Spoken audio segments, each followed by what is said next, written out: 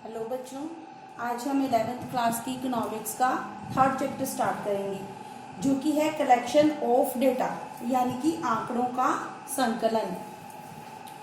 तो हमने सांख्यिकी में पढ़ा था कि सांख्यिकी का फर्स्ट स्टेप ही यही था, आंकड़ों का संकलन। उसका पहला जो चरण था आंकड़ों का संकलन था। तो आंकड़ों का संकलन होता है आंकड़ों को इकट्ठा करना, आंकड़ों को एकत्रित करना। तो आंकड़ों का संकलन किस प्रकार किया जाता है? हम कोई भी अनुसंधान करेंगे, कोई भी रिसर्च कर रहे हैं, कुछ भी कर रहे हैं, तो उसके लिए हमारे पास डेटा का यानी कि आंकड़ों का होना जरूरी है। तो आंकड़ों का संकलन जो है वो दो तरीकों से किया जा सकता है, सेंसस और सैंपल, जनगणना और प्रतिदर्श विधि। तो सबसे पहले हम देखेंगे कि जनगणना और प्रतिदर्श यानी कि सेंसस और सैंपल, इनका मीनिंग क्या होता है। सेंसस होता है बेटा कुल, या जनगणना कुल कितनी मदें हैं हमारे पास, कुल कितने चीजें हैं। जैसे कि अगर हमने 5000 परिवारों की स्टडी करनी है तो 5000 है हमारी जनगणना, यानी कि टोटल सेंसस कितने का है, 5000 का। और 5000 में से हमने क्या किया कि कुछ हमने 50 लोग चुने और हम सबका अध्ययन नहीं करते, 5000 के 5000 लोगों का, उनमें से केवल कुछ ही का अध्ययन करते हैं और इसके हिसाब से सारा रिजल्ट निकाल देते हैं। उसको बोलते हैं सैंपल, प्रतिदर्श। तो सैंपल छोटा होता है और हमारी जो जनसंख्या है, सेंसस है, वो क्या होता है, बड़ा। तो दो विधियां हैं आंकड़ों को इकट्ठा करने की, सेंसस विधि और सैंपल विधि। तो आज हम कर रहे हैं, आज हम डिटेल में करेंगे सेंसस। वैसे मीनिंग दोनों का समझ रहे हैं। तो सेंसस जनगणना, जितनी कुल मदें हैं, जितने कुल फैक्टर्स हैं, हम उन सभी का अध्ययन करते हैं, वो होता है हमारा सेंसस या जनगणना। हर एक मद को इंक्लूड करते हैं हम।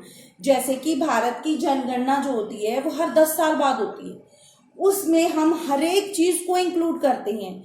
या फिर अगर हम क्लास की परफॉर्मेंस की बात करें, अब आपके स्कूल में पेपर होते होंगे बेटा, तो सभी बच्चों के पेपर होते हैं। ऐसा तो नहीं कि क्लास में 5 बच्चों का पेपर ले लिया, अगर वो पास तो पूरी क्लास पास, ऐसा नहीं करते। तो हम पूरे के पूरे, चाहे 500 बच्चे हों, चाहे 1000 बच्चे हों, चाहे 10,000, हरियाणा में कितने बच्चे हैं, हम सभी का पेपर लेते हैं, सभी को इंक्लूड करते हैं। तो वो है हमारी जनगणना। अब है सैंपल।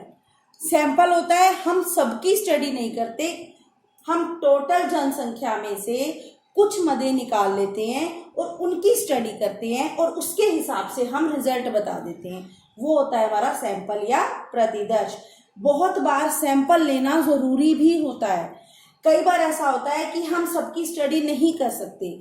जैसे कि अगर हमारी जनसंख्या बहुत अधिक है, जैसे कि अगर हमने अध्ययन करना है उसमें 50,000 या 5 लाख परिवार हैं, तो इतने बड़े एरिया को कवर करना मुश्किल हो जाता है। हम उसमें से कुछ का चुनाव करते हैं और उसी के आधार पर हम अपना रिजल्ट दे देते हैं। लेकिन कई बार हमें सैंपल लेना बहुत ज़रूरी होता है। फॉर एग्जाम्पल, जैसे कि आप घर पे खाना बनाते हो, आप चावल बना रहे हो या दाल बना रहे हो, चावल के 2-3 दाने निकाल के आप देख लेते हो कि चावल पक गया है। अगर वो दाने पके हैं तो मतलब रिजल्ट निकालिए कि 5000 दाने हैं, अगर 5 दाने पके हैं तो हम ये मान लेते हैं कि बाकी के बाकी सब दाने भी पक चुके हैं और हम बंद कर देते हैं। ऐसा तो नहीं कि आपके घर पे जो भी खाना बनाता हो वो सारा का सारा खाना टेस्ट करके देखता है कि खाना बना या नहीं, सारा खा जाता है, नहीं ना। अब अगर डॉक्टर ने सैंपल लेना है, ब्लड टेस्ट करना है, अगर वो मरीज का सारा खून निकाल लेगा तो मरीज मर जाएगा। हम ब्लड का थोड़ा सा सैंपल लेते हैं, थोड़ा सा हिस्सा लेते हैं, उसको बोलते हैं सैंपल या फिर प्रतिदर्श, और उसके हिसाब से हम बता देते हैं कि उसमें क्या बीमारी है। अब सैंपल में आया कि किसी को मलेरिया है, ये तो नहीं कि इतने से ब्लड में मलेरिया है, सारे शरीर में ही मलेरिया होगा ना। तो हम सैंपल के रिजल्ट के बेस पे पूरी बॉडी का रिजल्ट बता देते हैं, पूरे जनसंख्या का रिजल्ट बता देते हैं। तो हम जनगणना यूज करते हैं जब हमें शुद्धता की बहुत ज़्यादा ज़रूरत होती है, हमें विश्वसनीय आंकड़ों की ज़रूरत होती है, तब हम इस विधि का इस्तेमाल करते हैं। तो क्या लाभ हैं सेंसस मेथड के, जनगणना विधि के क्या लाभ हैं? पहला है एक्यूरेट एंड रिलायबल, यानी कि विश्वसनीय और शुद्ध। जो ये सेंसस मेथड है ये विश्वसनीय है और शुद्ध है। क्यों? क्योंकि इसमें जितनी भी मदें होती हैं हम सबको इंक्लूड करके चलते हैं, सबको साथ में लेके चलते हैं, तो हमारे सभी आंकड़े क्या होते हैं? विश्वसनीय होते हैं। इसमें हम कोई आइडिया नहीं लगाते, बल्कि एक्चुअल डेटा होता है, वास्तविक डाटा होता है जो कि शुद्ध होता है। नेक्स्ट है लेस बाइस्ड, कम पक्षपात। इसमें जो भी डेटा हम कलेक्ट करते हैं उसमें पक्षपात नहीं होता।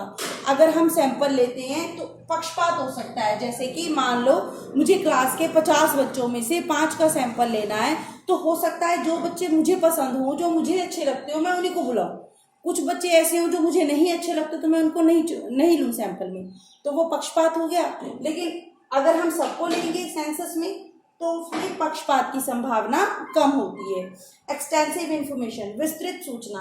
अगर हम सबका सैंपल लेते हैं तो हम विस्तृत सूचना, अधिक सूचना और बेहतर सूचना इकट्ठी कर सकते हैं।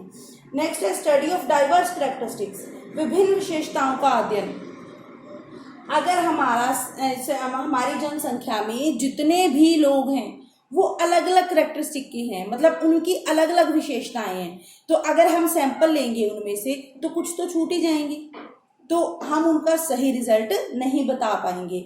जैसे कि अब मान लो हमारे स्कूल में 500 बच्चे हैं, 500 में से कुछ आर्ट्स के हैं, कुछ कॉमर्स के हैं, कुछ मेडिकल के हैं, कुछ नॉन मेडिकल के हैं। अगर हम बिना उनकी अलग अलग निकाले वैसे ही सैंपल लेंगे तो हो सकता है उसमें नॉन मेडिकल का एक भी बच्चा ना आए, या हो सकता है उसमें आर्ट्स का एक भी बच्चा नहीं आए। तो अगर हमारे जो पॉपुलेशन है, हमारी जनसंख्या है, उसकी कैरेक्टरिस्टिक्स अलग अलग हैं, उसकी विशेषताएं अलग अलग हैं, तो हमें सैंपल का इस्तेमाल नहीं कर सकते, हमें सेंसस मेथड का इस्तेमाल करना पड़ता है। नेक्स्ट है स्टडी ऑफ कॉम्प्लेक्स इन्वेस्टिगेशन। अगर जटिल अनुसंधान हो, हमें एक ही व्यक्ति की बहुत डिटेल में स्टडी करनी है, बहुत सारी विशेषताओं की स्टडी करनी है जो कि आपस में एक दूसरे से संबंधित हैं, तो उस केस में सैंपल सही नहीं रहता, जनगणना विधि सही रहती है। नेक्स्ट है इनडायरेक्ट इन्वेस्टिगेशन। बहुत सी चीज़ें ऐसी हैं जिनकी हम डायरेक्ट यानी कि सीधी जांच नहीं कर सकते, जैसे कि बेरोजगारी की समस्या है या कीमतों की समस्या है, तो उनके लिए हमें सेंसस मेथड का इस्तेमाल करना पड़ता है। वहाँ पर प्रतिदर्श या सैंपल लेना उचित नहीं होता। अब जनगणना विधि के इस्तेमाल करने के फायदे हमने देखे, अब हैं इसके डीमेरिट्स, अवगुण। तो इसके अवगुण क्या हैं, इसकी डीमेरिट्स क्या हैं? सबसे पहली है एक्सपेंसिव यानी कि खर्चीली। अगर हम सभी मदों की स्टडी करते हैं तो हमें उसको गणना करने के लिए, उसकी स्टडी करने के लिए बहुत अधिक व्यक्तियों की ज़रूरत पड़ेगी, तो जिससे क्या होता है, खर्चा बढ़ जाता है। तो ये जो सेंसस मेथड है ये एक्सपेंसिव है, खर्चीला है। दूसरा है मोर टाइम, अधिक समय। एक तो हमें 50 लोगों की स्टडी करनी है और एक 5000 लोगों की स्टडी करनी हो, तो अधिक समय लगेगा ना सेंसस में। तो जो ये जनगणना विधि है इसमें समय अधिक लगता है। नेक्स्ट है वाइड एरिया यानी कि विस्तृत क्षेत्र। अगर क्षेत्र बहुत विस्तृत है, जनसंख्या बहुत अधिक है, तो उस टाइम पे इस विधि को इस्तेमाल करना बहुत मुश्किल हो जाता है। विस्तृत क्षेत्र में जनसंख्या की गणना करना बहुत मुश्किल होता है। Next is difficult. वही डिफिकल्ट कि अगर एरिया ज़्यादा है, व्यक्ति ज़्यादा हैं, तो ये तरीका, छोटे सैंपल को कैलकुलेट करने का तरीका आसान होगा, वो आसानी से काम हो जाएगा। लेकिन जब हम बड़ी जनसंख्या की जनगणना करेंगे, जब हम ज़्यादा मदों की गिनती करेंगे या उनसे आंकड़े इकट्ठे करेंगे, तो वो थोड़ा डिफिकल्ट होता है, मुश्किल लगता है, समय भी ज़्यादा लगता है, खर्चा भी ज़्यादा आता है, और इतने विस्तृत क्षेत्र को, इतने वाइड एरिया को कवर करना मुश्किल हो जाता है। तो उम्मीद है आपको आंकड़ों का संकलन का मतलब और जनगणना विधि समझ में आई होगी। नेक्स्ट क्लास में हम सैंपल करेंगे, उसके मेरिट्स और डीमेरिट्स करेंगे। Thank you.